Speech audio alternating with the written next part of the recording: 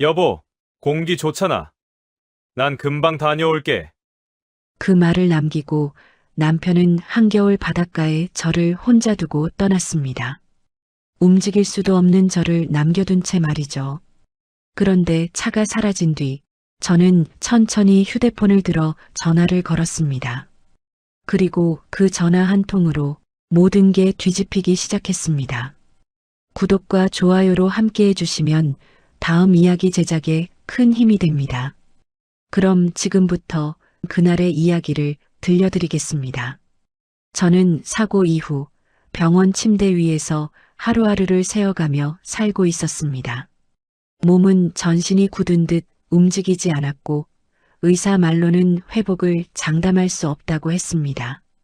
그 말을 들었을 때는 세상이 끝난 줄 알았습니다.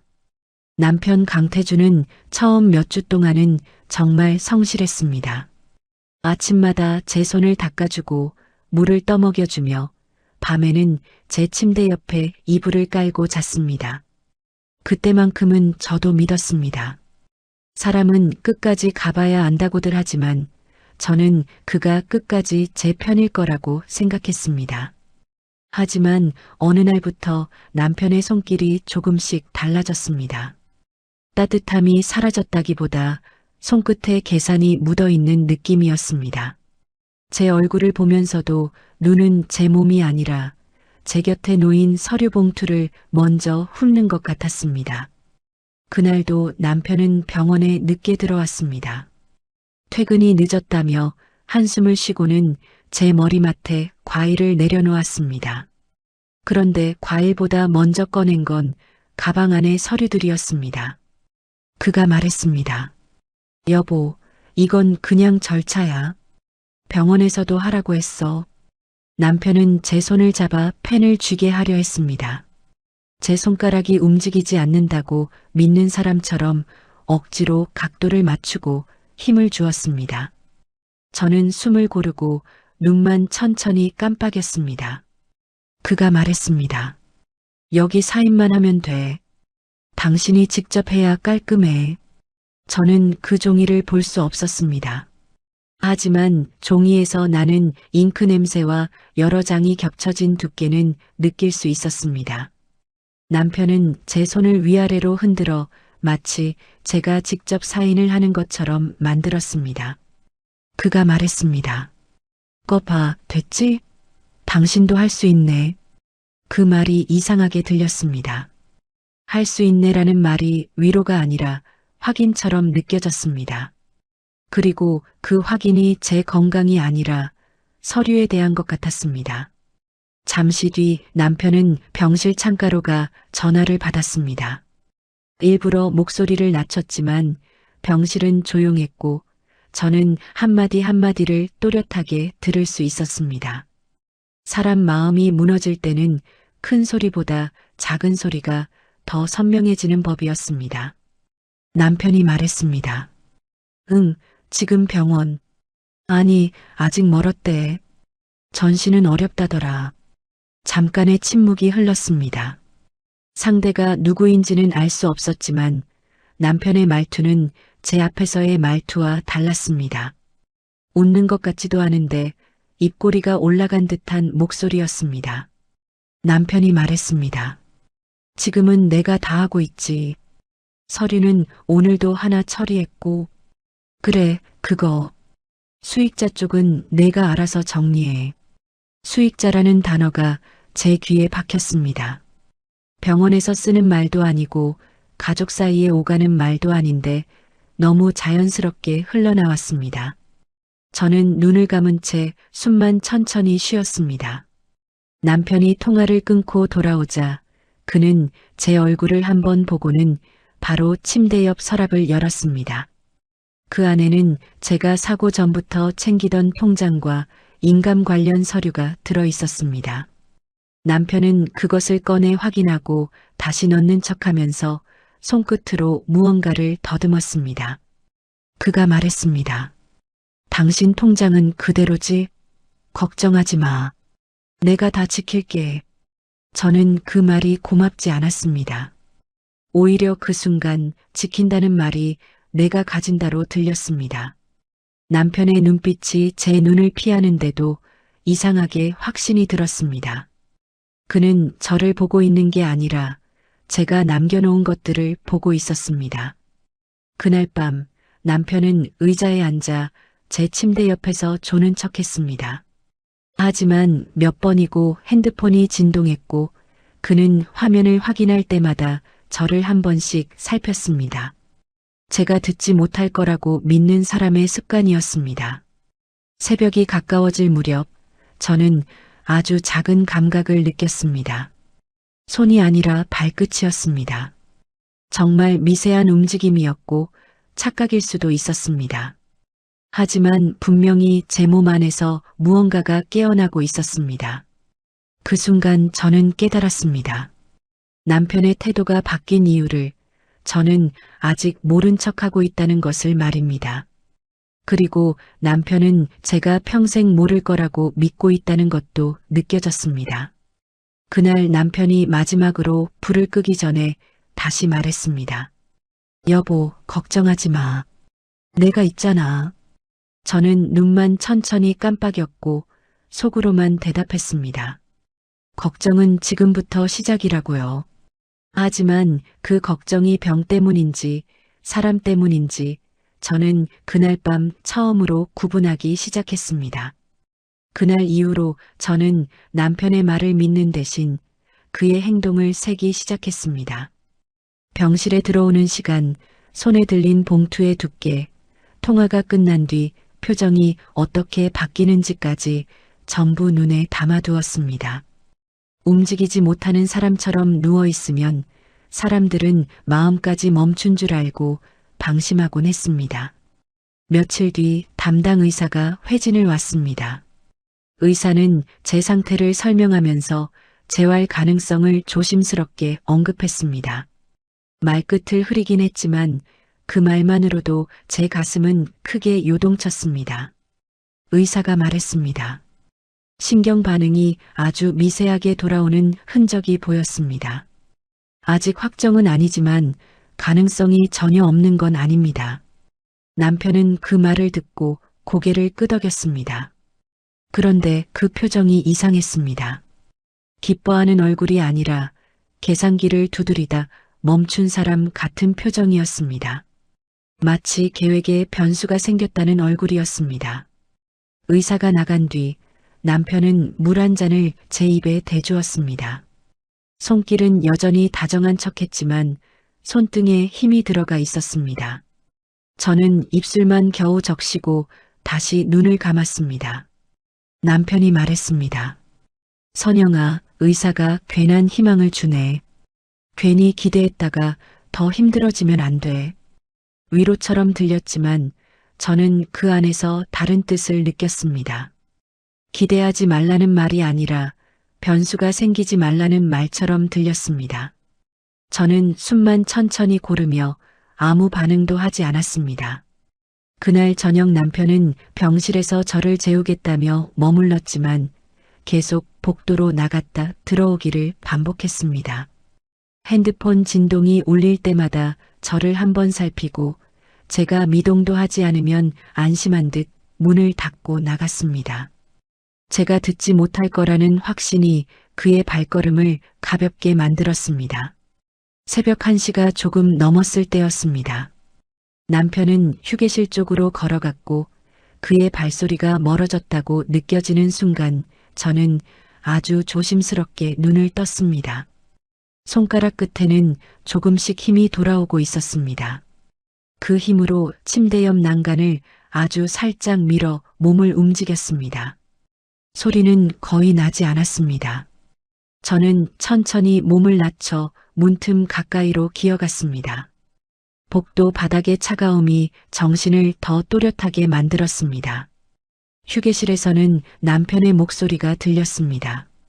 낮은 목소리였지만 들뜬 기색이 섞여 있었습니다. 그리고 그 곁에는 여자 목소리가 함께 들렸습니다. 간호사의 말투가 아니었습니다. 지나치게 익숙하고 또렷한 설명하는 사람의 말투였습니다. 여자가 말했습니다. 수익자 변경은 가능해요. 다만 현재 상태가 유지되는 게 중요해요.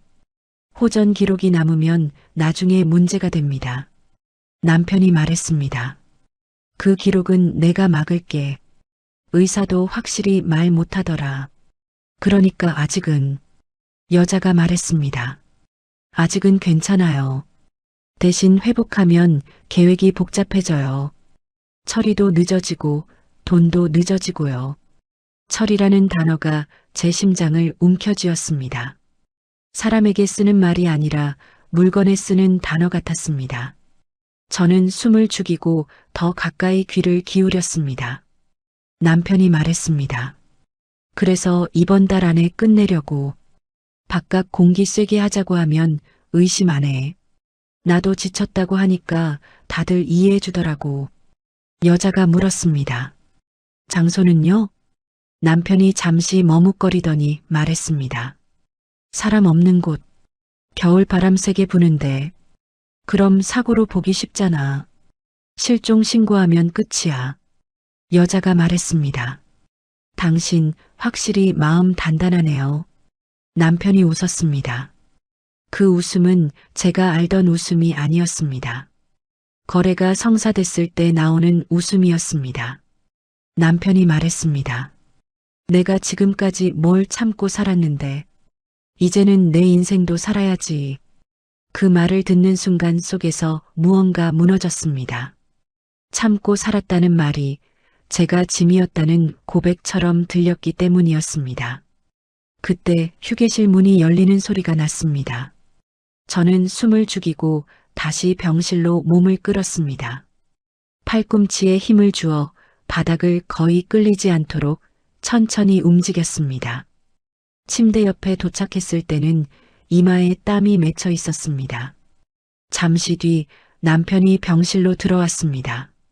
그는 제 얼굴 가까이 다가와 제가 자는지 확인했습니다. 저는 눈꺼풀을 아주 미세하게 떨린 뒤 다시 멈췄습니다. 남편은 안심한 듯 이불을 정리하고 손등을 가볍게 두드렸습니다. 남편이 말했습니다. 여보, 오늘은 조용히 잘 자. 내일은 좋은 소식 가져올게. 그 말이 섬뜩하게 들렸습니다. 회복의 소식이 아니라 처리의 소식이라는 걸 알아버렸기 때문입니다. 불이 꺼지고 병실이 다시 어두워졌습니다. 저는 눈을 뜬 채 천장을 바라봤습니다. 그리고 마음속 결론이 또렷해졌습니다. 저는 남편을 시험하려고 전신마비인 척했던 것이었습니다. 그런데 시험이 끝나기도 전에 남편은 제 목숨을 걸고 답을 내고 있었습니다. 이제 남은 건 그 답을 어떻게 되돌려줄지 뿐이었습니다. 그날 밤 저는 결심했습니다. 남편이 저를 처리하려는 순간 거기서 끝내지 않겠다고요. 그 사람이 무너지는 걸 시작하겠다고요. 다음 날 아침 남편은 아무 일 없다는 듯 말했습니다. 여보, 이번 주말에 바다 보러 갈까? 바람 좀 쐬면 좋을 것 같아서. 그 말을 들으며 저는 속으로 짧게 웃었습니다. 그 주말이 제 인생의 끝이 아니라 그 사람의 끝이 될 수도 있겠다는 생각이 들었기 때문입니다. 그 주말에 남편은 정말로 저를 어디로 데려가려는 걸까요? 주말까지 남은 시간은 길지 않았습니다. 남편이 바다 보러 가자라고 말한 순간 그 말이 산책이 아니라 예고라는 것을 알아차렸습니다. 잠을 자는 척 누워 있어도 머릿속은 멈추지 않았습니다. 움직이지 못하는 사람인 척하는 건 생각보다 고된 일이었습니다. 눈썹 하나, 손가락 끝 하나라도 들키면 끝이라는 압박이 계속 따라붙었습니다. 그래도 버틸 수 있었던 건 이미 남편이 제 목숨을 처리라는 말로 계획에 넣어버렸다는 사실 때문이었습니다. 하지만 감정만으로는 이길 수 없었습니다. 남편은 죄책감이 없는 사람이었고 그런 사람은 거짓말도 자연스럽게 했습니다. 그래서 제가 해야 할 일은 분명했습니다. 말싸움이 아니라 증거 싸움으로 끌고 가야 했습니다. 그날 오후 남편이 집에 서류를 가지러 간다며 병실을 비웠습니다. 문이 닫히는 소리가 들리자마자 저는 길게 숨을 내쉬었습니다. 심장이 너무 크게 뛰어 혹시 밖에서 들릴까 싶을 정도였습니다. 침대 머리맡에는 남편이 심심하지 말라며 두고 간 휴대폰이 있었습니다. 제 휴대폰은 오래전에 가져가 버렸고 남편은 제가 전화를 할 수 없다고 믿는 눈치였습니다. 사람은 자기 확신이 클수록 허점도 커지는 법이었습니다. 남편이 두고 간 휴대폰에는 비밀번호가 걸려 있지 않았습니다. 손가락 끝에 힘을 모아 화면을 밀었습니다. 분명 이전보다 움직임이 나아져 있었습니다. 느리고 어색했지만 할 수 있다는 감각이 분명했습니다. 저는 그 감각을 기쁨이 아니라 생존을 위해 써야 했습니다. 전화번호를 누르기 전 누구에게 연락해야 할지 먼저 생각했습니다. 가족은 믿을 수 없었습니다. 남편이 주변을 어떻게 묶어놓았는지 아직 알 수 없었기 때문입니다. 그래서 제 말을 증거로 받아들이고 실제로 움직일 수 있는 사람에게 연락해야 했습니다. 기억 속에 오래 묻어둔 이름이 떠올랐습니다. 박성훈 변호사. 몇 년 전 가게 임대 문제로 곤란을 겪었을 때 서류 하나로 저를 살려준 사람이었습니다. 그에게는 빚이 있었습니다. 돈이 아니라 제가 살아남아야 갚을 수 있는 빚이었습니다. 통화 버튼을 눌렀습니다. 신호음이 한번 울리자마자 상대가 받았습니다. 네, 박성훈입니다. 그 목소리를 듣는 순간 숨이 트이는 느낌이었습니다. 하지만 울 수는 없었습니다. 울면 목소리가 흔들리고 통화가 길어지면 들킬 가능성이 커졌습니다. 변호사님, 저입니다. 잠깐 정적이 흐른 뒤 그는 조심스럽게 물었습니다. 윤서연 사모님 맞으십니까? 맞습니다. 지금 병원입니다. 제 남편이 저를 없애려고 합니다. 그 말을 꺼내는데 오래 걸리지 않았습니다. 이미 휴게실에서 모든 이야기를 들었기 때문입니다. 보험 수익자, 실종, 사고라는 단어를 그들은 너무 익숙하게 사용했습니다. 제가 상황을 요약하자 박성훈 변호사는 곧바로 핵심을 짚었습니다. 사모님, 지금 제일 중요한 건 현장입니다. 날짜가 확정됐습니까? 이번 주말입니다. 바다 보러 가자고 했습니다. 좋습니다. 그럼 그날까지 절대 들키지 마십시오. 제가 바로 준비하겠습니다. 경찰에 바로 신고해야 합니까? 제가 묻자 그는 단호하게 답했습니다. 지금 신고하면 남편은 말을 바꿀 겁니다. 사모님이 원하시는 건 확실한 구속이 맞으시죠? 그 한마디에 정신이 또렷해졌습니다. 맞습니다. 그럼 이렇게 하겠습니다. 몸에 휴대폰을 꼭 지니십시오. 이동 중 통화가 나오도록 유도하시고 현장에 도착해 남편이 버리고 간 정황을 남기십시오. 제가 위치를 받아 경찰과 함께 바로 출동하겠습니다. 유도라는 말이 섬뜩했지만 저는 이미 선택을 끝낸 상태였습니다. 남편이 저를 사람으로 보지 않았다면 저는 그의 흔적을 증거로 만들어야 했습니다. 보험 관련 정황도 있습니까? 변호사가 물었습니다. 수익자 변경 얘기를 들었습니다. 여자 목소리도 있었고요. 보험 설계사일 가능성이 큽니다. 이름만 알아도 일이 빨라집니다. 그리고 남편이 사모님 명의 서류에 손을 댄 적이 있습니까? 저는 남편이 제 손을 잡고 억지로 사인을 흉내내게 하던 장면을 떠올렸습니다. 있습니다. 사인 흉내를 내게 했습니다. 좋습니다. 그건 재산 문제까지 연결됩니다. 형사뿐 아니라 민사로도 숨통을 조일 수 있습니다. 통화를 마치기 직전 변호사가 덧붙였습니다. 병실에 믿을 만한 사람 있습니까? 간호사라도 좋습니다. 그 말에 강미정 간호사가 떠올랐습니다. 남편이 서류를 들이밀 때마다 묘하게 굳은 표정으로 지켜보던 사람. 물을 삼키지 못해 기침할 때 먼저 등을 두드려주던 사람이었습니다. 한 분 있습니다. 그분에게는 계획이 아니라 안전만 이야기하십시오. 세부는 제가 설명하겠습니다. 통화를 끊는 순간 다리가 떨렸습니다. 들키면 남편이 계획을 앞당길 수도 있었습니다. 그래서 바로 움직였습니다. 휴대폰 녹음 기능을 켜고 자동 저장 설정을 확인했습니다. 통화 기록이 지워지지 않도록 백업도 눌렀습니다. 손끝이 떨려 화면을 여러 번 잘못 눌렀지만 포기하지 않았습니다. 제가 멈추면 남편은 멈추지 않습니다. 그날 밤 강미정 간호사가 약을 가져왔습니다. 저는 입술만 아주 작게 움직였습니다. 간호사님 잠깐만요. 그녀가 놀라 숨을 들이켰고 주위를 한번 살핀 뒤 몸을 숙였습니다. 말씀하세요. 남편이 이상합니다. 제가 위험합니다. 그녀의 표정이 굳었습니다. 알겠습니다. 제가 할 수 있는 건 해드리겠습니다. 그 짧은 말이 큰 힘이 됐습니다. 그녀는 다음날 회진 때 기록이 왜곡되지 않도록 돕겠다고 했습니다. 주말이 가까워질수록 남편은 더 친절해졌습니다. 억지로 다정한 말을 골라 했고 제 머리를 오래 쓰다듬었습니다. 그 손길이 다정할수록 저는 더 확신했습니다.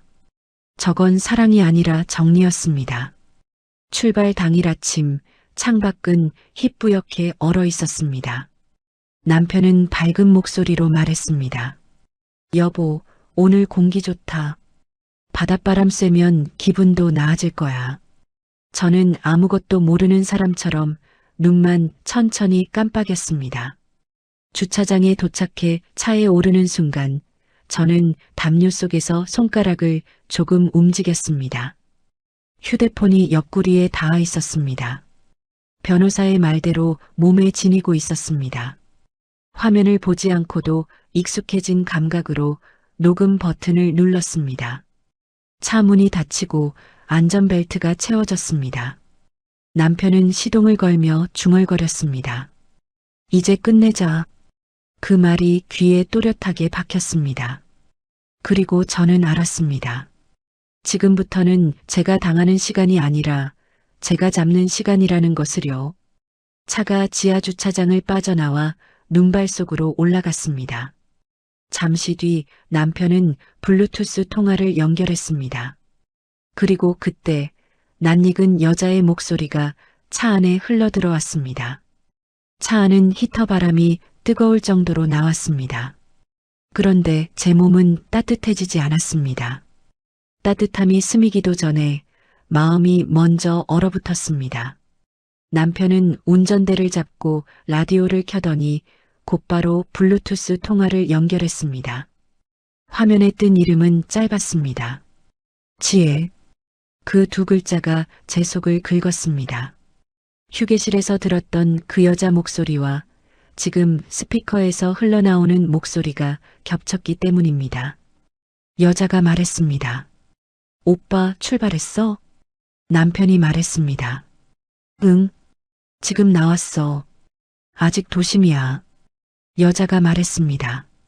GPS는 꺼놨지? 지난번 말한 대로. 그리고 폰도. 남편이 말했습니다. 꺼놨어. 내 폰은 아까부터 비행기 모드야. 이건 차에 있는 걸로만 하는 거고. 남편은 대수롭지 않게 말했지만 저는 그 준비가 얼마나 치밀한 범죄인지 알아들었습니다. 저는 담요 속 손가락에 힘을 주며 제 휴대폰 녹음이 제대로 돌아가는지 감각으로 확인했습니다. 버튼이 눌린 상태가 분명했습니다. 여자가 말했습니다. 서류는 다 맞춰놨어. 실종 접수 들어가면 보험사도 움직이고 수익자 쪽도 크게 문제 없을 거야. 다만 현장이 깔끔해야 해. 남편이 말했습니다. 현장은 걱정하지 마. 사람 없는 데로 간다. 겨울이라 더 좋고. 여자가 말했습니다. 그래, 겨울이 좋지. 미끄러졌다. 파도에 쓸렸다 그럴듯해. 그 말이 너무 자연스러워 순간 숨이 막혔습니다. 사람 목숨을 두고 하는 말이 이렇게 가벼울 수 있다는 게 믿기지 않았습니다. 저는 눈을 감고 천천히 숨을 들이마셨습니다. 들키는 순간 이 차 안이 제 무덤이 될 수도 있었습니다. 신호에 걸리자 남편은 핸들을 두드리며 짜증 섞인 한숨을 내쉬었습니다. 그러다 낮게 웃었습니다. 남편이 말했습니다. 진작 이렇게 할 걸 그랬어. 병원비, 간병비, 시간 다 돈이잖아. 여자가 말했습니다. 오빠가 참았지. 근데 이제 끝이야. 끝나면 우리 결혼식 올릴 수 있어. 결혼식이라는 단어가 나오는 순간 머릿속이 하얘졌습니다. 저는 그동안 남편이 저를 바다에 버릴 거라고만 생각했습니다.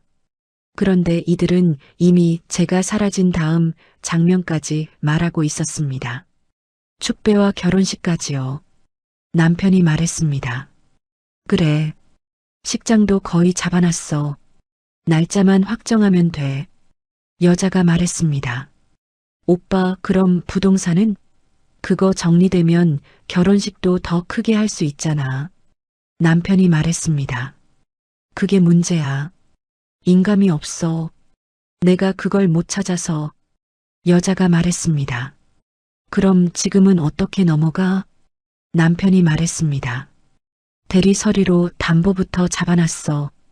회복 안 하는 거 확인되면 그 다음은 쉽게 갈 거야. 담보라는 단어가 또 나왔습니다. 그제야 이해했습니다. 남편은 저를 없애기만 하려는 게 아니었습니다. 제가 살아있는 동안 제 이름으로 빚을 만들고 제가 사라진 뒤에도 그 빚을 제 몫으로 남겨두려는 계획이었습니다. 죽여놓고도 제 삶을 더럽히겠다는 사람이었습니다. 여자가 한 박자 쉬었다가 말했습니다. 오빠, 근데 혹시라도 그 여자 상태가 생각보다 괜찮아지면 어쩌려고? 남편이 말했습니다. 괜찮아질 수가 없어. 전신마비야. 눈만 깜빡이는 수준이야. 말도 못하고. 저는 속으로 아주 짧게 웃었습니다. 기쁘지 않아서 더 무서운 웃음이었습니다. 남편은 제가 전신마비라고 확신하고 있었습니다. 손끝에 힘이 돌아오고 있다는 것도 발끝 감각이 살아났다는 것도 전혀 모르고 있었습니다. 그 무지가 오늘의 증거가 되어줄 것입니다. 여자가 말했습니다. 그래도 조심해. 요즘 보험사 조사도 빡세. 실종 처리 후에 내가 바로 재혼하면 이상하다고 보는 사람도 있어. 남편이 말했습니다. 사람들 시선? 다 말로만 떠들어. 내가 뭐라고 하면 다 믿어. 내가 고생했다. 내가 헌신했다 그러면 끝이야. 그 말은 남편이 그동안 제 앞에서 해왔던 연기가 연기였다는 걸 스스로 인정하는 말이었습니다. 병원에서도 친척들 앞에서도 그는 늘 피해자처럼 굴었습니다. 그 시간을 떠올리자 목구멍이 뜨거워졌습니다. 차는 도심을 벗어나 점점 한산한 길로 들어섰습니다. 창밖에는 회색 하늘이 넓게 깔려 있었고 눈발이 바람에 눕듯 흘렀습니다. 남편은 고속도로를 빠져나와 국도로 들어섰습니다. 인적이 뜸해지자 오히려 더 편해 보였습니다. 그 편안함이 제게는 가장 잔인했습니다. 여자가 말했습니다. 오빠, 다 끝나면 나한테도 약속한 거 지켜. 내 이름으로 보험 계약도 걸려 있으니까. 나도 위험 감수하는 거야. 남편이 말했습니다. 알아. 너한테도 목 챙겨줄게. 내가 그동안 너 때문에 버틴 거잖아. 저는 담요 속에서 손바닥을 꽉 쥐었습니다. 손톱이 살을 파고들 만큼 아파야 정신이 깨어 있었습니다. 통화가 끝나기 직전 남편이 말했습니다. 오늘 안에 끝낼 거야. 걱정하지 마. 여자가 말했습니다. 응. 그리고 문자로 신호 줘. 받아라고 보내. 그럼 내가 준비할게. 통화가 끊겼습니다. 차 안에 잠깐 정적이 내려앉았습니다. 라디오 소리만 작게 흘렀고 와이퍼가 눈을 밀어내는 소리가 규칙적으로 들렸습니다. 남편은 운전하다가 백미러로 제 얼굴을 한번 확인했습니다. 저는 입을 살짝 벌리고 숨을 불규칙하게 만드는 척했습니다. 눈동자도 흐릿하게 굴렸습니다. 남편은 안심한 듯 시선을 다시 도로로 돌렸습니다. 그때 제 마음속에는 두 가지 생각이 동시에 올라왔습니다. 지금이라도 모든 걸 멈추고 싶다는 공포, 그리고 멈추면 끝난다는 확신. 남편이 제게 준 답은 너무 명확했습니다. 이제 그 답을 되돌려줄 차례였습니다. 차는 바다 쪽으로 향했습니다. 짠내가 아주 희미하게 창문 틈으로 스며들기 시작했습니다. 남편은 안내 표지판이 나오는 순간 아무렇지 않게 방향 지시등을 켰습니다. 그리고 사람 없는 해안도로로 빠졌습니다. 멀리서 바다가 보였습니다. 겨울 바다는 검고 바람은 세게 불었습니다. 하얀 파도가 부서지는 게 보였습니다. 사람은 하나도 없었습니다. 해안가에 낡은 가로등만 간신히 서 있었고 주변에는 오래된 창고 같은 건물이 몇 채 보였습니다. 남편이 중얼거렸습니다. 여기면 되겠네. 차가 멈췄습니다. 남편은 시동을 끄고 잠깐 숨을 고르더니 제 쪽으로 몸을 돌렸습니다. 그 눈빛은 병원에서 서류를 들이밀던 눈빛과 같았습니다. 따뜻함이 아니라 결론을 내린 눈빛이었습니다. 남편이 말했습니다. 여보, 바람 좀 쐬자. 잠깐만 내려볼까? 그 말이 떨어지는 순간 저는 담요 속에서 손가락을 아주 미세하게 움직였습니다. 화면은 보지 않았지만 녹음은 계속되고 있었습니다. 그리고 저는 알고 있었습니다. 이제 남편이 한 발만 더 나가면 돌아갈 길이 없다는 것을요. 차 문이 열리는 소리가 났습니다. 바닷바람이 차 안으로 확 밀려 들어왔습니다. 그 바람과 함께 남편의 마지막 연기가 시작되고 있었습니다. 차 문이 열리자 바닷바람이 칼처럼 파고들었습니다. 담요 틈으로 스며든 냉기가 피부를 긁었고 소금기 섞인 비린내와 젖은 모래 냄새가 한꺼번에 올라왔습니다. 겨울 바다는 아름답기보다 잔인해 보였습니다. 남편은 제 쪽으로 몸을 숙이며 안전벨트를 풀었습니다. 손길은 조심스러운 척했지만 손끝에는 서두름이 묻어 있었습니다. 마치 시간을 맞춰야 하는 사람처럼 동작이 지나치게 정확했습니다. 남편이 말했습니다. 여보, 잠깐만 나가자. 차 안에 있으면 답답하잖아. 저는 대답할 수 없는 사람처럼 눈만 천천히 깜빡였습니다. 그가 원하는 반응은 바로 그것이었습니다. 움직임도 말도 없는 상태. 그래야 이 장면이 그가 꾸민 사고처럼 보일 테니까요. 남편은 트렁크에서 휠체어를 꺼냈습니다. 바람에 휠체어가 순간 휘청거렸지만 그는 당황하지 않았습니다. 이런 상황까지 계산해둔 사람처럼 바퀴를 모래가 아니라 콘크리트 바닥 위에 정확히 올려놓았습니다. 몸을 들어 옮기는 순간 숨이 목까지 차올랐습니다. 흔들리면 들킬까봐 눈동자 떨림까지 억눌러야 했습니다. 남편의 팔에 힘이 들어갈 때마다 그 힘이 보호가 아니라 처분처럼 느껴졌습니다. 휠체어에 앉혀진 뒤 남편은 제 무릎 담요를 다시 덮어주며 낮게 속삭였습니다. 목소리는 다정했지만 온기가 없었습니다. 남편이 말했습니다. 바다소리 들리냐? 좋지? 멀리서 파도가 부서지는 소리가 들렸습니다. 사람 소리는 하나도 없었습니다. 겨울 해안도로의 적막이 오히려 소리를 더 크게 만들었습니다. 남편은 제 뒤로 돌아가 휠체어 손잡이를 잡고 천천히 밀기 시작했습니다. 길은 방파제 쪽으로 이어져 있었고 바람을 피할 시설도 제대로 된 조명도 없었습니다. 그는 일부러 사람들이 다니는 길을 피해 좁은 경사로 쪽으로 방향을 틀었습니다. 바퀴가 자갈을 밟을 때마다 덜컥거렸지만 속도를 늦추지 않았습니다. 저는 머릿속으로 계속 확인했습니다. 휴대폰은 옆구리에 있습니다. 녹음은 켜져 있습니다. 변호사에게 보낼 위치 신호도 남길 수 있습니다. 계획을 세운 건 남편이 아니라 제가 되어야 했습니다. 남편은 방파제 난간 근처에서 휠체어를 멈췄습니다. 난간 아래에서 검은 파도가 출렁였습니다. 손잡이를 놓은 남편이 제 앞으로 돌아와 쪼그려 앉았습니다. 오래 함께 산 얼굴인데도 그날은 낯설게 느껴졌습니다. 남편이 말했습니다. 여보, 당신 고생 많았지. 그 말은 너무 늦었습니다. 고생을 끝내주는 방식이 사람을 버리는 거라면 그건 고생을 끝내는 게 아니라 사람을 끝내는 것이었습니다. 남편은 주머니에서 담배를 꺼내 불을 붙였습니다.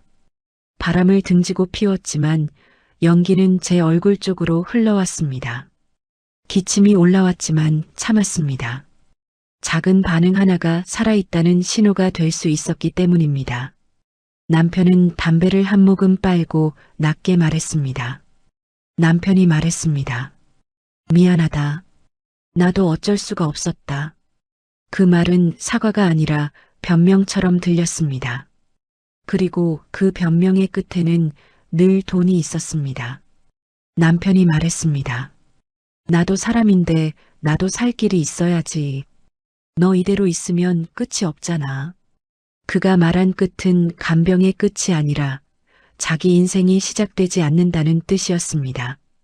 제 존재가 그의 삶을 막는 장애물이라는 뜻이었습니다. 남편은 담배를 바닥에 비벼 끄고 휠체어 뒤로 돌아갔습니다.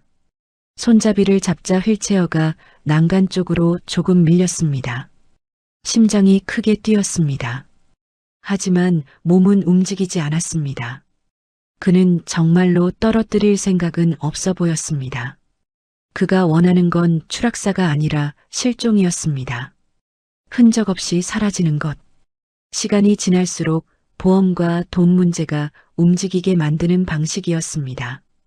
남편은 제 담요를 턱 밑까지 끌어올렸습니다. 바람을 막아주는 척하면서 혹시라도 소리가 새어나올까 입을 가리는 동작이기도 했습니다. 남편이 말했습니다. 여기서 조금만 쉬어. 내가 차 가져올게. 그 말은 처음부터 거짓이었습니다. 차를 가져오러 가는 게 아니라 떠나려는 것이었습니다. 그리고 가는 길에 그는 누군가에게 신호를 보낼 겁니다. 받아라고. 남편은 제 손 위에 자신의 손을 잠깐 올렸습니다. 살아있는지 확인하듯 체온을 느끼는 동작이었습니다. 저는 손끝 하나 움직이지 않았습니다. 그는 뒤돌아섰습니다. 발자국 소리가 멀어졌고 바람 소리만 커졌습니다. 가로등 불빛에 잠깐 비쳤던 그의 뒷모습이 곧 어둠 속으로 사라졌습니다. 잠시 뒤 차 시동 소리가 들렸습니다. 바퀴가 자갈을 밟는 소리가 이어졌고 헤드라이트가 방파제 끝을 스치고 지나갔습니다. 그리고 소리는 점점 멀어졌습니다. 저는 곧바로 움직이지 않았습니다. 혹시라도 다시 돌아와 확인할지 몰랐기 때문입니다. 차 소리가 완전히 사라진 뒤에야 천천히 숨을 내쉬었습니다. 바람에 눈물이 났지만 닿지 않았습니다. 눈물과 바람은 구분하기 어려웠습니다. 담요 속 손가락에 힘을 모아 휴대폰을 꺼냈습니다. 손이 떨렸지만 화면은 켜졌고 녹음은 그대로 진행되고 있었습니다. 올라가는 시간 표시를 보는 순간 마음이 오히려 차분해졌습니다. 이것은 공포의 기록이 아니라 그의 죄를 묻는 증거였습니다. 단축 번호를 눌렀습니다. 한 번 울리기도 전에 박성훈 변호사가 받았습니다. 사모님, 지금입니까? 지금입니다. 혼자 남았습니다. 녹음도 확보했습니다. 위치 보내주십시오. 경찰과 바로 들어갑니다. 절대 움직이지 마시고 가능하면 주변 사진 한 장만 찍어 두십시오. 알겠습니다. 통화를 끊고 위치 공유를 눌렀습니다. 그리고 남편의 목소리가 더 또렷하게 남아있도록 파일을 따로 저장했습니다. 바람 소리에 묻혀도 괜찮았습니다. 중요한 건 그가 말한 방향이었습니다. 휴대폰을 다시 담요 안에 숨겼습니다. 그리고 일부러 일어나지 않았습니다. 지금 일어나면 이 현장이 계획처럼 보일 수 있었습니다. 저는 끝까지 피해자로 남아야 했습니다. 그래야 그가 가해자로 고정됩니다. 파도가 방파제 아래에서 크게 부딪혔습니다. 손끝 감각은 점점 둔해졌지만 정신은 또렷했습니다. 이제 남은 건 시간뿐이었습니다. 멀리서 사이렌 소리가 바람을 타고 희미하게 들려오기 시작했습니다. 그 소리를 듣는 순간 몸속 긴장이 조금씩 풀렸습니다. 이제 남편의 이동은 도주가 아니라 증거 위에 남는 기록이 됩니다. 그리고 그 순간 한 가지 생각이 떠올랐습니다. 경찰이 남편을 잡는 것만으로는 부족합니다.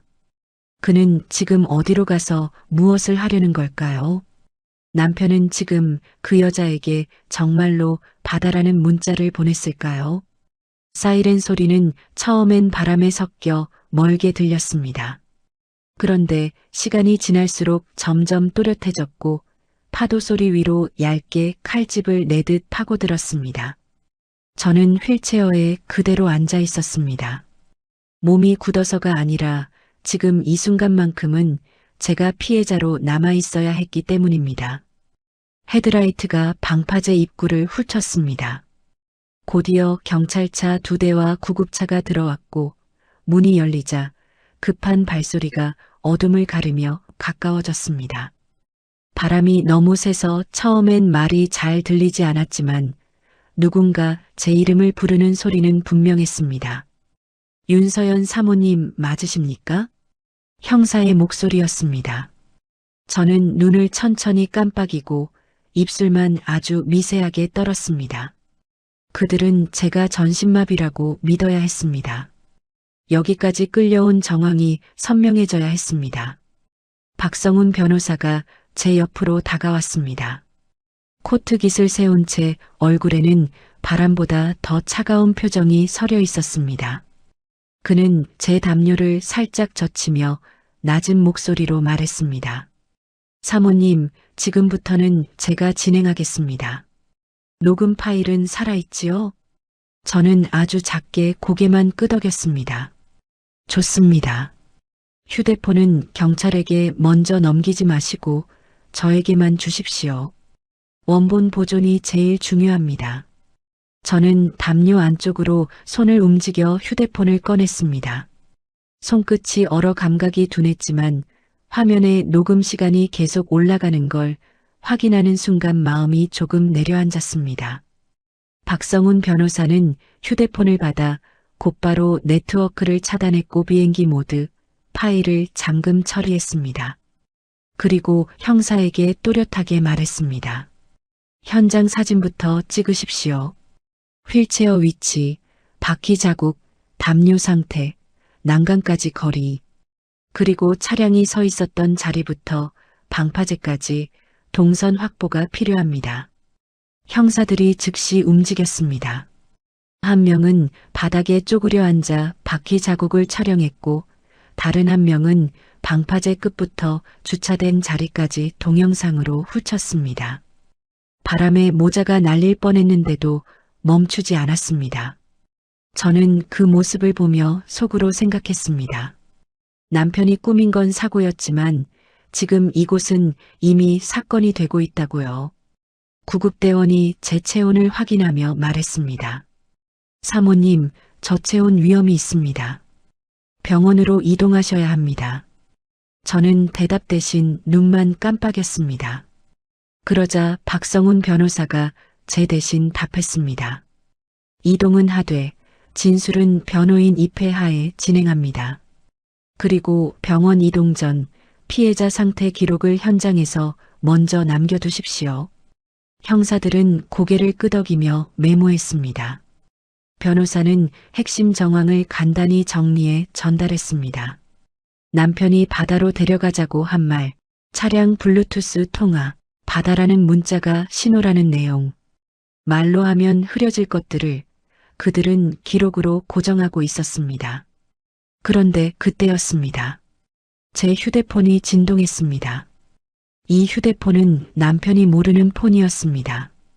이 번호를 아는 사람은 거의 없었습니다. 순간 숨이 멎는 줄 알았습니다. 박성훈 변호사가 화면을 확인하더니 얼굴이 잠깐 굳었습니다. 사모님, 남편 쪽 위치가 잡혔습니다. 어디입니까? 입을 열지 않기로 했던 약속은 있었지만 그 한마디는 나올 수밖에 없었습니다. 지금 시내로 들어가고 있습니다. 그리고 보험사 근처로 찍힙니다. 그 순간 머릿속이 선명해졌습니다.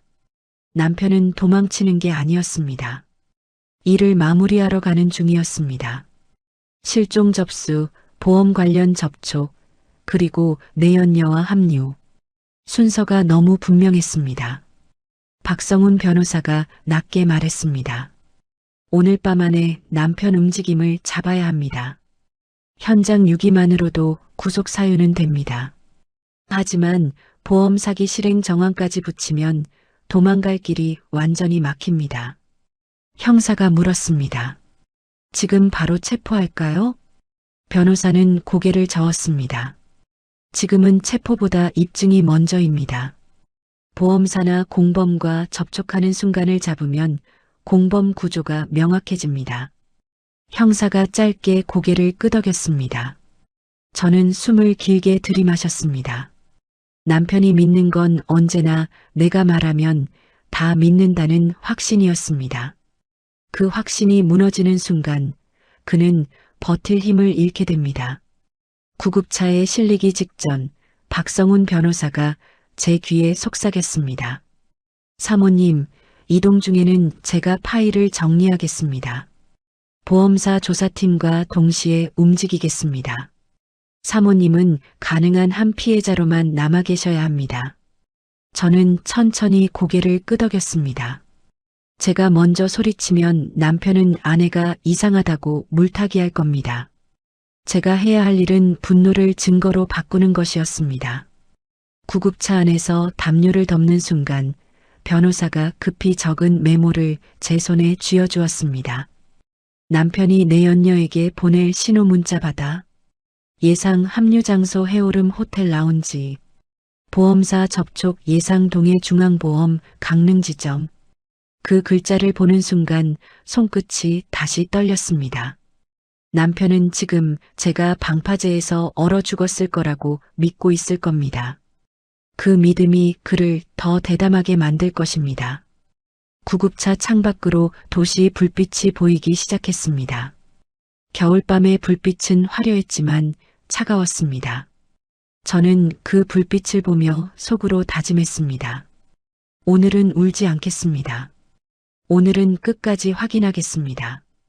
그 인간이 어디까지 악해질 수 있는지 확인한 뒤 그 자리에서 끊어내겠습니다. 병원 응급실에 도착하자 형사 한 명이 제 곁에 남았습니다. 박성훈 변호사는 복도 끝에서 전화를 붙잡고 빠르게 움직였습니다. 보험사 조사팀 담당 형사 그리고 필요한 절차들을 동시에 엮는 목소리가 낮게 울렸습니다.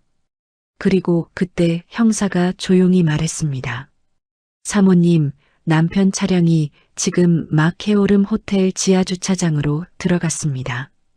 저는 눈을 감았다가 다시 떴습니다. 남편은 지금 누구를 만나러 들어갔을까요?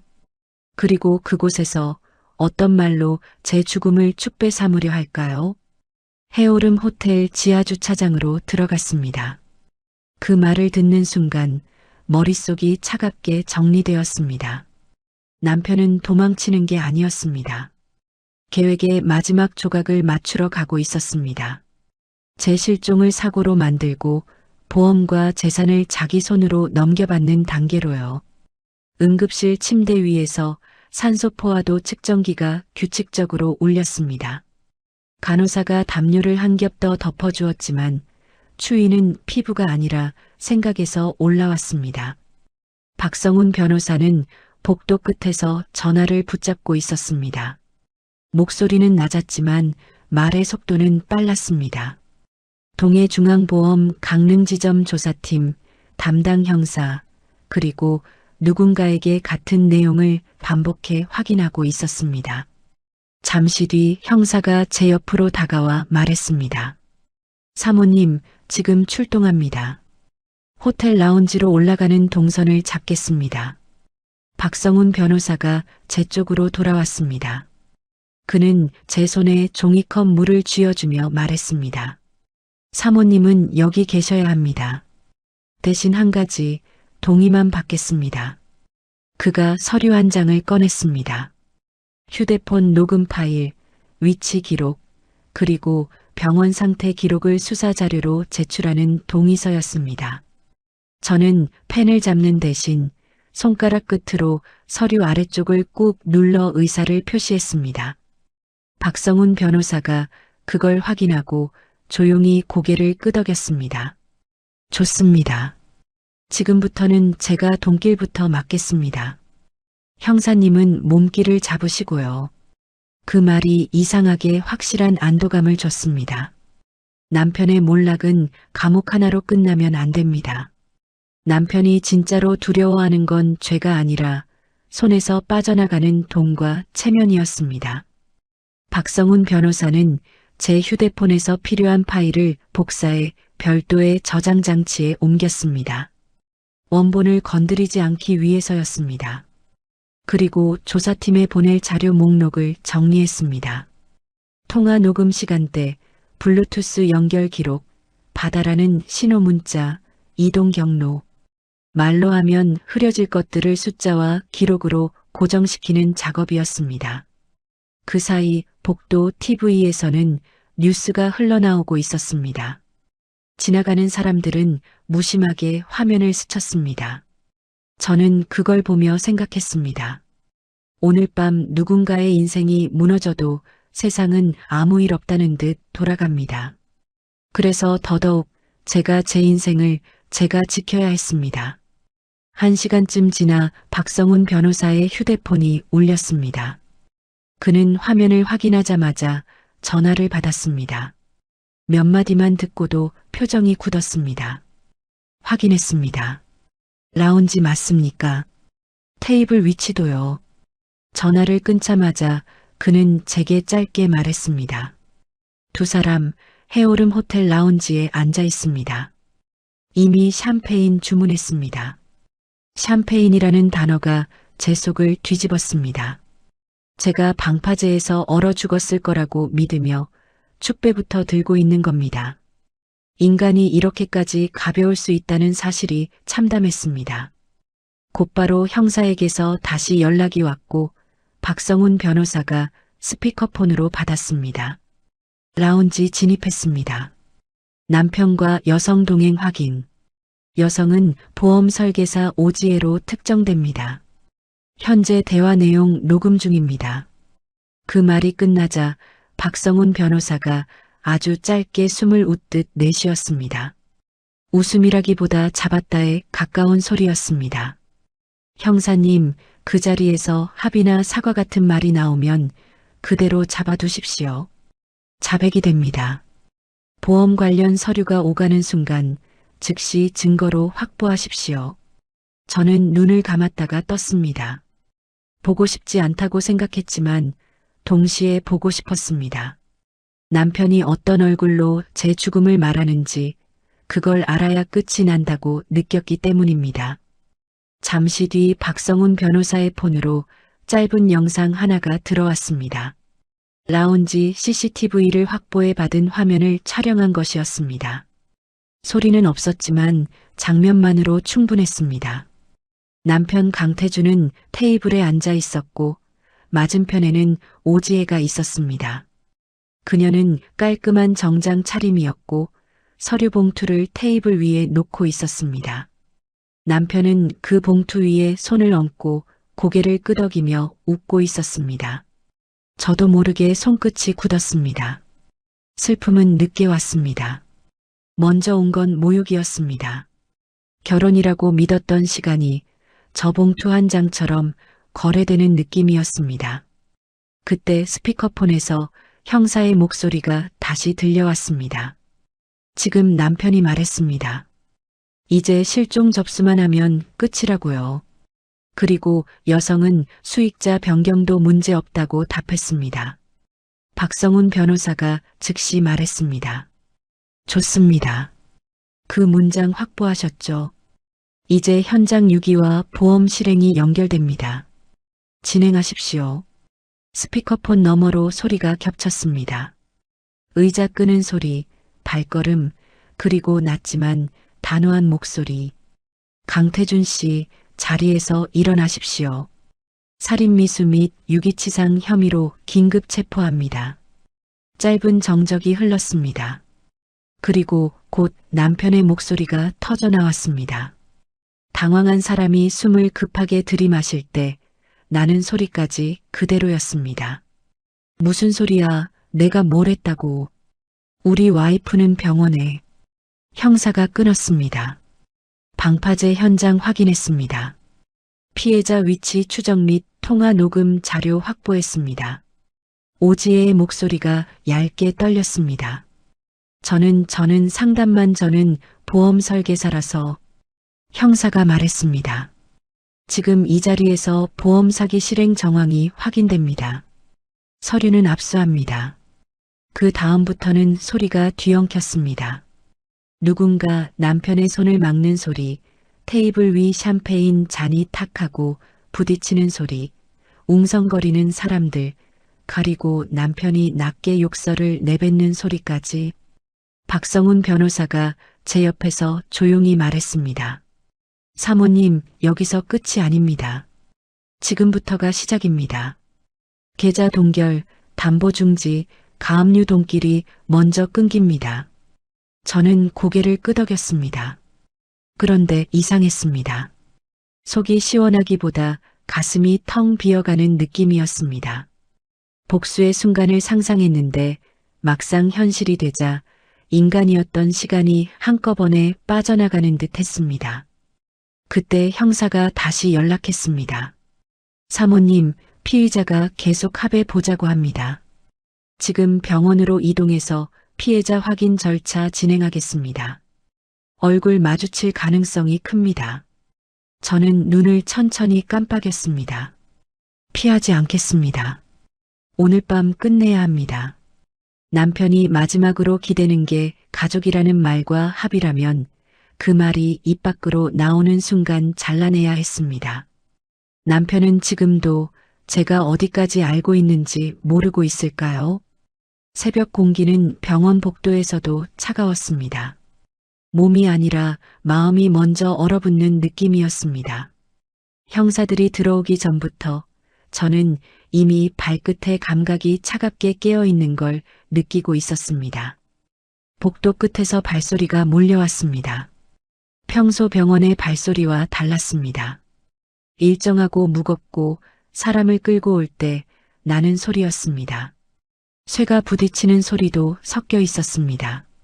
수갑 소리였습니다. 박성훈 변호사가 제 침대 옆으로 붙어 낮은 목소리로 말했습니다. 사모님, 지금부터는 감정이 아니라 진술입니다. 한 문장, 한 단어가 그대로 기록됩니다. 남편이 어떤 말을 하든 대답은 짧게 하십시오. 저는 천천히 눈을 깜빡였습니다. 말이 길어지면 흔들릴 수 있습니다. 흔들리면 남편이 파고들 틈이 생깁니다. 남편은 늘 그랬습니다. 사람의 약한 구석을 찾아내는데 능숙했습니다. 문이 열렸습니다. 형사 둘이 먼저 들어오고 그 사이로 남편이 들어왔습니다. 강태준, 제 남편이었던 사람, 이제는 피의자였습니다. 그는 수갑찬 손을 앞에 모은 채 고개를 숙이고 있었습니다. 그런데 제 침대를 보자마자 고개를 번쩍 들었습니다. 그 눈이 제 얼굴에 꽂혔습니다. 남편의 입술이 떨렸습니다. 눈동자가 흔들렸습니다. 해오름 호텔 라운지에서 샴페인을 들고 웃던 사람이 지금은 제 얼굴 하나 제대로 못 보는 표정이었습니다. 그 표정이 두려움인지 분노인지 계산인지 저는 구분하지 않으려고 했습니다. 구분하는 순간 감정이 먼저 앞설 수 있기 때문입니다. 남편이 입을 열었습니다. 서연아 살아있었네. 그 한마디가 참 잔인했습니다. 다행이 아니라 변수처럼 들렸습니다. 저는 고개를 돌리지도 않고 눈만 느리게 깜빡였습니다. 아무 대답도 하지 않았습니다. 남편은 한 발 앞으로 나오려 했지만 형사가 팔로 막았습니다. 가까이 가지 마십시오. 남편이 급히 말을 쏟아냈습니다. 아니, 이건 오해야. 내가 바다에 데려간 건 진짜로 바람쇠라고 내가 잠깐 차가지러 간 사이에. 박성훈 변호사가 차분하게 끊었습니다. 피의자분, 지금 피해자 앞에서 해명하실 필요 없습니다. 조사실에서 하십시오. 남편은 그제야 시선을 제게 고정했습니다. 그리고 그가 늘 쓰던 표정을 꺼냈습니다. 미안한 표정, 착한 표정, 사람들 앞에서 통하는 표정. 저는 그 표정을 보며 확신했습니다. 저 사람은 끝까지 연기할 겁니다. 남편이 말했습니다. 여보, 내가 미쳤었나 봐. 나도 너무 지쳐서. 박성훈 변호사가 바로 물었습니다. 피의자분, 지쳐서 무엇을 하셨다는 겁니까? 구체적으로 말씀해 보십시오. 남편은 입을 다물었다가 다시 말을 이었습니다. 아니, 그러니까 내가 뭘 한 건 아니고 그냥 잠깐. 형사가 단호하게 물었습니다. 피의자 강태준, 피해자를 해안 방파제 인근에 두고 단독으로 현장을 이탈한 사실 인정합니까? 남편의 얼굴이 굳었습니다. 인정하느냐는 말이 칼날처럼 날아왔습니다. 그는 눈을 한번 질끈 감더니 결국 고개를 끄덕였습니다. 잠깐이었어. 차를 가져오려고. 그 순간 박성훈 변호사가 형사에게 휴대폰을 건넸습니다. 블루투스 통화 녹음입니다. 오늘 안에 끝낼 거야. 실종 접수만 하면 끝. 수익자 변경도 문제 없다. 발언이 그대로 있습니다. 현장 이탈은 잠깐이 아닙니다. 형사가 고개를 끄덕였습니다. 남편의 얼굴이 순식간에 하얘졌습니다. 그건 농담이었어. 농담.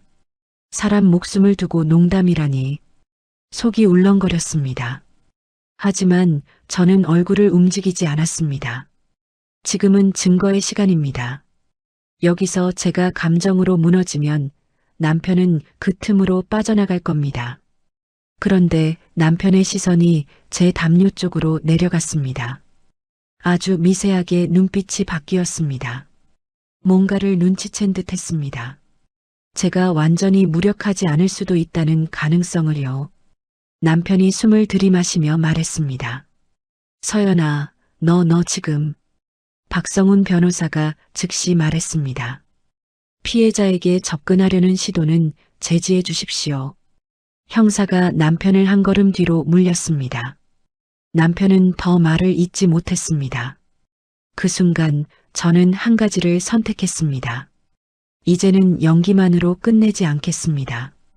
여기서 딱 한 번 제 존재 자체로 그의 거짓을 부숴야 했습니다. 남편이 끝까지 아내는 아무것도 모른다는 전제에 매달릴수록 그는 더 악랄한 출구를 찾을 겁니다. 저는 그 인간이 보고 있는 앞에서 아주 천천히 손가락을 움직였습니다. 처음엔 손끝만 움직였습니다. 그리고 손목을 아주 미세하게 들었습니다. 병실 조명 아래에서 그 움직임은 작았지만 분명했습니다. 숨죽인 사람들 사이에서 그 작은 움직임이 폭발처럼 번졌습니다. 남편의 눈이 커졌습니다. 너 움직여?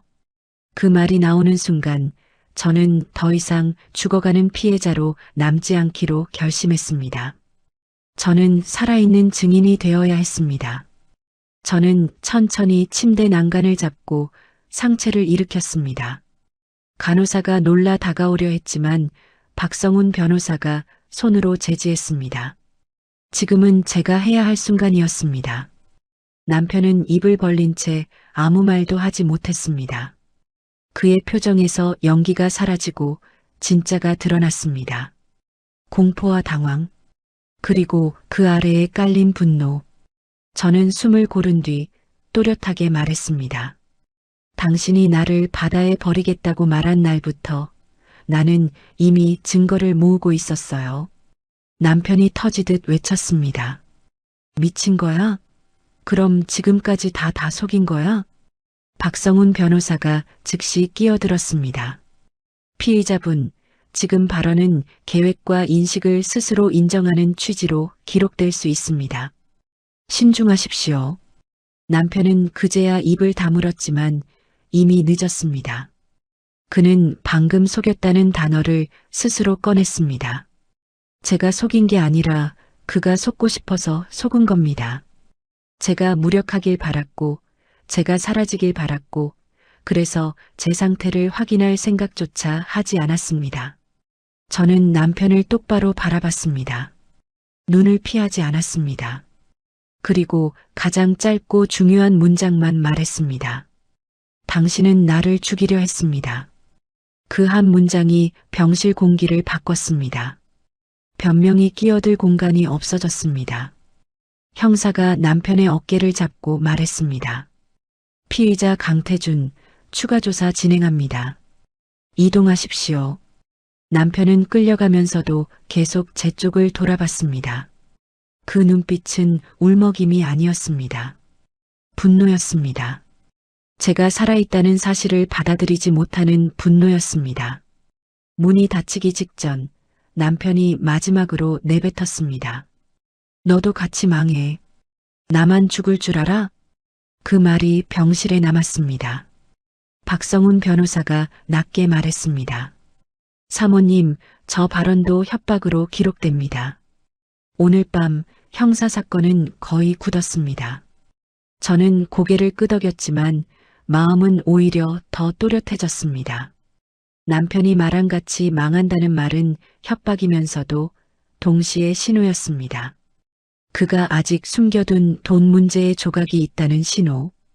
그리고 그 조각을 찾는 순간 남편은 감옥만 가는 게 아니라 가진 것까지 무너질 수 있습니다. 남편은 무엇을 숨기고 있었을까요? 제가 모르는 빚, 제가 모르는 담보, 혹은 제 이름으로 만들어 놓은 또 다른 서류가 있을까요? 남편이 끌려나간 뒤 병실은 잠깐 조용해졌습니다. 그런데 그 조용함은 평온이 아니라 폭풍 전의 정적처럼 느껴졌습니다. 남편이 마지막에 던진 말이 계속 귀에 남아 있었습니다. 너도 같이 망해. 저 말은 악을 쓰는 협박처럼 들렸지만 저는 다르게 들었습니다. 그 인간은 끝까지 돈 이야기밖에 못하는 사람입니다. 같이 망한다는 말은 이미 제 이름으로 무언가를 더 해놓았다는 뜻이었습니다. 박성훈 변호사가 의자에 앉아 노트를 펼쳤습니다. 그는 감정을 묻지 않았습니다. 대신 질문을 하나씩 정리하듯 꺼냈습니다. 그 방식이 오히려 제 정신을 붙잡아줬습니다. 사모님, 남편이 운영하는 사업체가 해양레저 업체라고 하셨지요.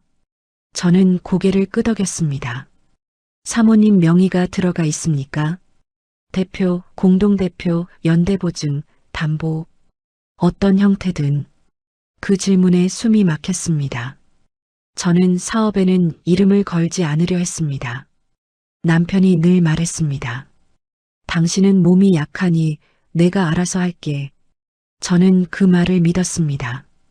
그 믿음이 지금 제 목을 조르는 줄이었을지도 모릅니다.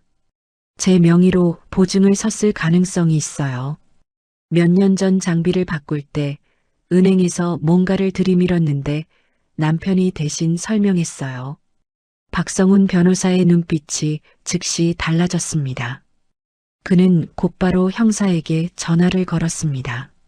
형사님, 피의자 강태준 사업체 관련 금융거래 조회 요청해 주십시오. 장비 리스, 선박 담보, 매출 채권 담보 가능성 확인이 필요합니다. 특히 피해자 명의 연대보증 여부가 중요합니다. 전화를 끊자마자 그는 제게 또렷하게 말했습니다. 사모님, 이제부터는 두 갈래입니다. 형사는 살인 미수유기치 상보험 사기 미수, 민사는 재산 처분 금지, 가압류, 보증 무효, 손해배상. 남편을 감옥에 보내는 것만으로 끝내면 바깥에 남은 돈이 또 다른 칼이 됩니다. 우리는 둘 다 막아야 합니다. 저는 고개를 끄덕였지만 마음 한구석이 찔렸습니다. 남편이 무너지면 저도 같이 흔들리는 건 아닐까? 부부였던 시간이 있었고 돈은 이미 얽혀 있을 가능성이 큽니다. 남편이 회사까지 폭망하면 제 이름이 걸린 보증이나 재산도 같이 흔들릴 수 있습니다. 저는 복수를 원하지만 제 삶까지 무너뜨리고 싶지는 않았습니다. 제 생각을 읽은 듯 박성훈 변호사가 말했습니다. 사모님, 남편을 망하게 한다가 목적이 아닙니다. 사모님 것을 빼앗지 못하게 한다가 목적입니다. 흔들리더라도 사모님 몫은 분리해낼 수 있게 설계하겠습니다. 그 말이 복수보다 더 위로였습니다. 제가 원하는 건 통쾌함만이 아니라 다시 숨 쉴 수 있는 삶이었습니다. 그날 아침 박성훈 변호사는 곧바로 움직였습니다.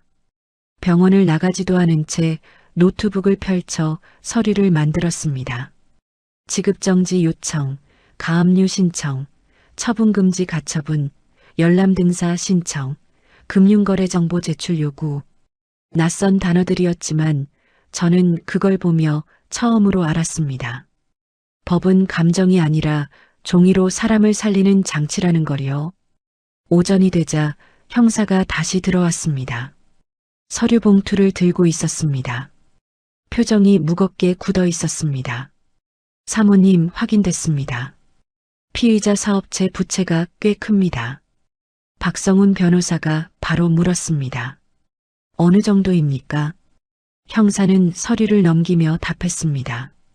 선박 리스, 장비 할부, 운영자금 대출이 다수입니다. 그리고 피해자 명의로 연대보증이 한 건 들어가 있습니다. 그 말을 듣는 순간 손끝이 얼어붙었습니다. 예상은 했지만 실제로 확인되는 공포는 달랐습니다. 제 이름이 그 인간의 빚에 묶여 있었습니다. 제가 사라졌다면 그 빚은 고스란히 제 몫으로 남았을지도 모릅니다. 그는 저를 버리면서도 제 이름을 끝까지 이용하려 했습니다. 박성훈 변호사는 숨을 고르듯 차분히 말했습니다. 좋습니다. 연대보증은 서명 경위가 핵심입니다. 사모님이 사고 이후 상태가 악화된 시기와 겹치면 의사능력 문제로 무효주장 가능합니다. 그리고 남편이 상태를 이용해 서명을 받았다면 사기 또는 강박에 의한 의사표시로 취소도 가능합니다. 형사가 말을 이었습니다. 그리고 호텔에서 압수한 서류 중에 보험 관련 자료 말고도 부동산 매각 협의서가 있었습니다. 부동산? 그 단어가 나오자 숨이 얕아졌습니다. 남편은 내연녀와 결혼식 날짜를 잡으면서 제 재산을 비용표처럼 계산하고 있었을지도 모릅니다. 매각 대상이 뭡니까? 박성훈 변호사가 물었습니다. 형사가 읽었습니다. 해안가 근처 레저부지, 그리고 도심 상가 한 곳. 계약금 일부가 오간 흔적도 있습니다. 가슴이 뜨거워졌다가 바로 싸늘해졌습니다. 제가 악착같이 모아둔 것들, 남편이 당신 고생했어라고 말하던 순간에도 속으로는 팔아먹을 목록을 만들고 있었던 겁니다. 그런데 이상하게도 분노는 눈물이 아니라 계산으로 바뀌었습니다. 남편이 돈으로 칼을 들었다면 저는 돈을 지키는 법으로 칼을 들어야 했습니다. 박성훈 변호사가 낮게 말했습니다. 사모님, 지금이 타이밍입니다. 거래처와 은행이 가장 싫어하는 건 대표 리스크입니다. 구속과 보험 사기 정황이 한 줄로라도 퍼지면 신용이 무너집니다. 다만 우리는 소문이 아니라 절차로 먼저 묶어야 합니다. 처분 금지, 채권 동결, 거래 중지. 오늘 안에 넣겠습니다. 그 말이 무서우면서도 필요했습니다. 남편이 바깥에서 돈을 빼돌리기 전에 길을 막아야 했습니다. 오후가 되자 남편 업체의 직원 한 명이 병원에 찾아왔다는 연락이 왔습니다. 저는 만나지 않으려 했지만 박성훈 변호사가 말했습니다. 만나되 말은 제가 듣겠습니다. 사모님은 한마디도 하지 마십시오. 직원은 얼굴이 창백했습니다. 회사 유니폼 차림이었는데 손이 계속 떨렸습니다. 그는 문 앞에서 고개를 숙이고 말했습니다. 사모님 죄송합니다. 저희도 몰랐습니다. 박성훈 변호사가 바로 물었습니다. 무엇을 몰랐다는 겁니까? 직원은 입술을 깨물더니 어렵게 꺼냈습니다. 대표님이 사모님 실종 처리되면 바로 행사 취소하고 장비를 외부로 빼라고 했습니다. 선박도 지인 명의로 넘길 준비를. 그 말이 끝나자 박성훈 변호사가 형사에게 시선을 보냈습니다. 형사는 즉시 메모했습니다. 재산은 닉, 빼돌리기. 형사에서도 무거운 단어입니다. 박성훈 변호사가 직원에게 말했습니다. 방금 말씀하신 내용 진술서로 남기겠습니다. 그리고 장비 반출은 오늘부로 중단하십시오. 압수보전 대상이 될 수 있습니다. 직원은 연신 고개를 끄덕이며 나갔습니다. 문이 닫힌 뒤 저는 아주 낮게 숨을 내쉬었습니다. 뱃속에 돌이 하나 더 내려앉는 느낌이었습니다. 남편은 사람만 버린 게 아니라 회사까지 썩게 만들어 놓고 있었습니다. 그리고 그 썩은 냄새가 제 이름에까지 묻을까 두려웠습니다. 박성훈 변호사가 다시 말했습니다. 그래서 분리가 필요합니다. 공동재산이라도 사모님 기여도와 출처를 입증하면 방어할 수 있습니다. 오늘부터는 모든 금융 접근을 차단하겠습니다. 그날 저녁 저는 조사실로 이동했습니다. 이번엔 제 두 발로 걸었습니다. 아직 완전히 자연스럽지는 않았지만 한 걸음씩 밟는 감각이 분명했습니다. 저는 그 감각을 복수의 연출로 쓰고 싶지 않았습니다. 그저 살아남았다는 증거로 쓰고 싶었습니다. 조사실에서 형사가 물었습니다. 피해자분, 해안가로 이동 중 들은 말 중 가장 중요한 문장이 무엇입니까? 저는 숨을 고르고 또렷하게 말했습니다. 오늘 안에 끝낼 거야였습니다. 그리고 실종 접수만 하면 끝이라고도 했습니다. 형사는 고개를 끄덕이며 기록했습니다. 박성훈 변호사가 옆에서 낮게 덧붙였습니다. 그 발언은 살인미수 의도와 보험사기 실행 의도를 연결하는 핵심입니다. 조사가 끝나고 나오던 길, 제 휴대폰에 알림이 하나 떴습니다. 박성훈 변호사가 보여준 문자는 짧았습니다. 가압류 접수 완료. 처분금지 가처분도 접수. 그 순간 저는 처음으로 마음이 조금 내려앉았습니다. 남편이 손을 뻗어도 닿지 못하게 제 것에 울타리가 세워진 느낌이었습니다. 그런데 바로 그때 형사가 다시 제게 말했습니다. 사모님, 피의자가 조사 중에 이런 말을 했습니다. 내가 혼자 한 게 아니다라고요. 그리고 서연 씨 가족 중 한 명이 알고 있었다고 했습니다. 숨이 멎는 것 같았습니다. 남편은 끝까지 제 주변을 오염시키려 합니다. 그 말이 거짓이든 진실이든 다음 칼날은 제게 날아옵니다. 남편이 말한 가족 한 명은 누구였을까요? 그날 밤 저는 병원 복도 끝 창가에 잠깐 섰습니다. 유리창 밖으로 겨울비가 조용히 내리고 있었습니다. 바닷가에서 맞았던 바람과는 다른 차가움이었습니다. 물기가 섞인 공기는 사람 마음을 더 무겁게 만들었습니다. 형사가 남긴 마지막 말이 계속 머릿속을 맴돌았습니다. 서연 씨 가족 중 한 명이 알고 있었다. 남편은 끝까지 사람을 흔드는 인간이었습니다. 사실이든 거짓이든 그 말 하나로 저는 다시 누군가를 의심하게 됩니다. 의심이 시작되는 순간 마음은 또 무너집니다. 저는 그걸 원하지 않았습니다. 남편의 몰락을 보고 싶었지만 제 삶까지 의심으로 썩히고 싶지는 않았습니다. 박성훈 변호사가 제 옆으로 다가왔습니다. 그는 제 손에 따뜻한 캔커피를 쥐어주며 말했습니다. 사모님, 저 말은 대부분 흔들기입니다. 수사기관은 사실로 확인되기 전까지 가족을 건드리지 않습니다. 지금은 사모님이 중심을 잡으셔야 합니다. 저는 캔커피를 두 손으로 감싸 쥐었습니다.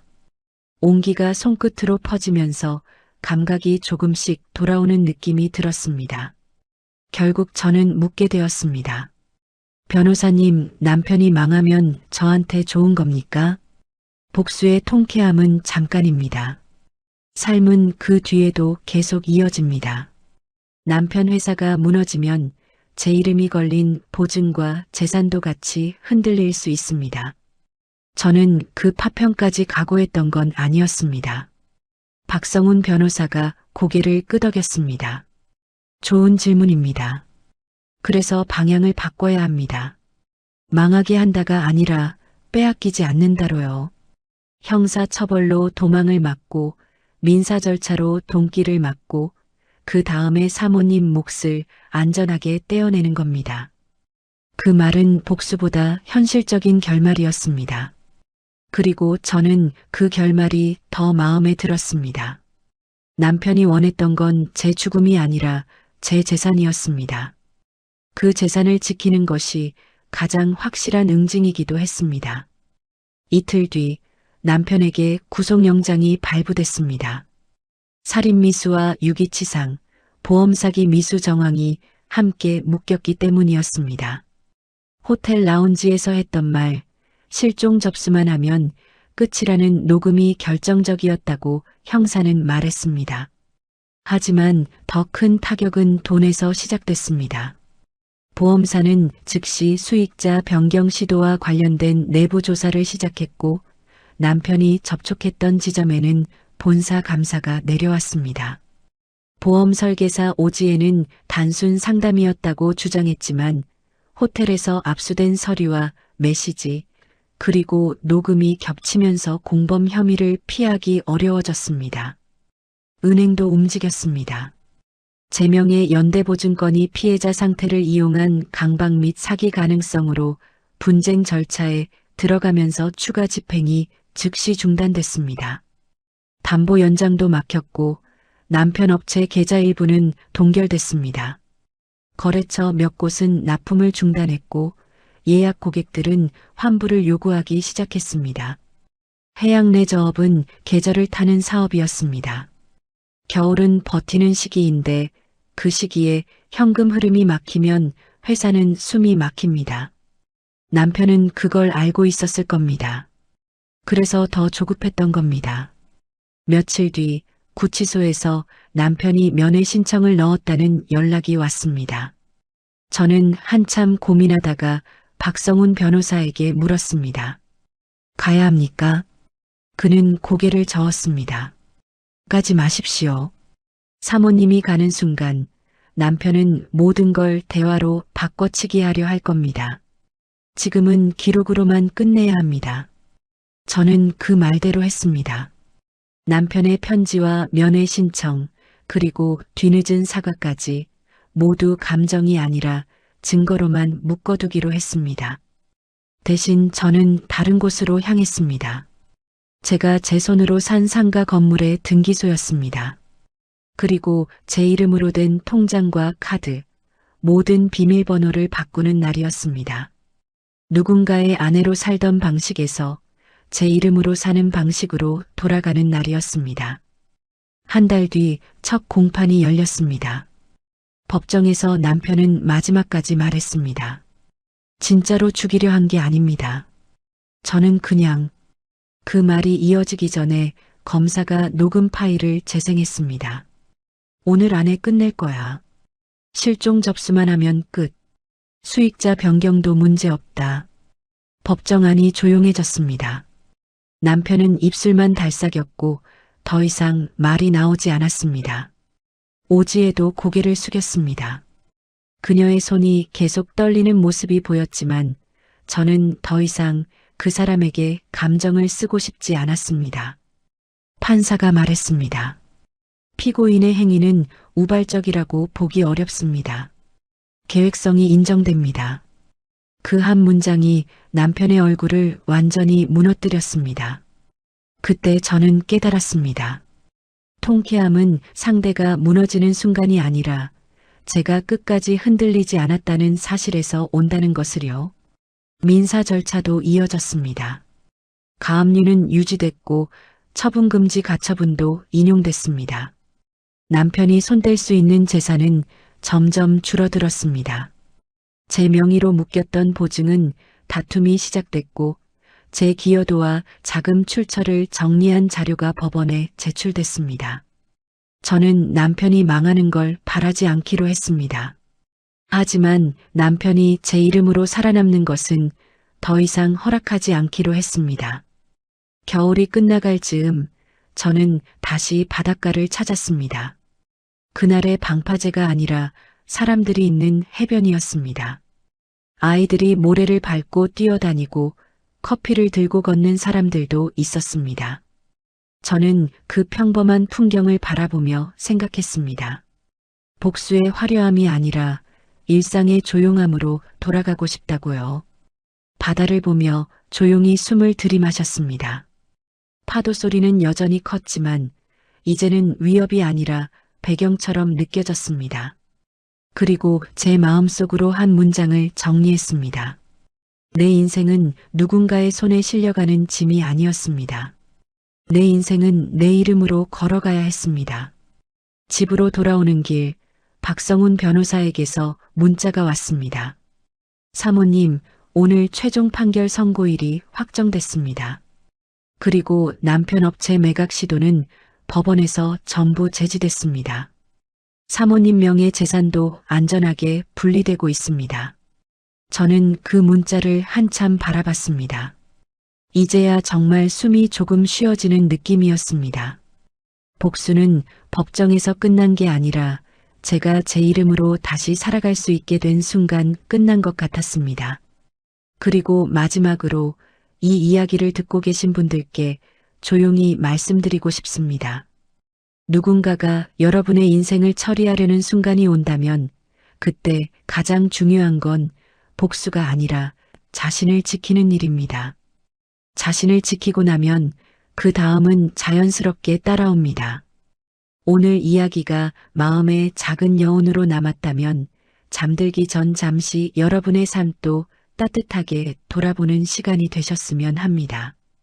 이야기가 좋으셨다면 구독과 좋아요로 함께 해주시고 다음 이야기에서도 다시 인사드리겠습니다. 오늘도 긴 시간 함께 해주셔서 진심으로 감사합니다.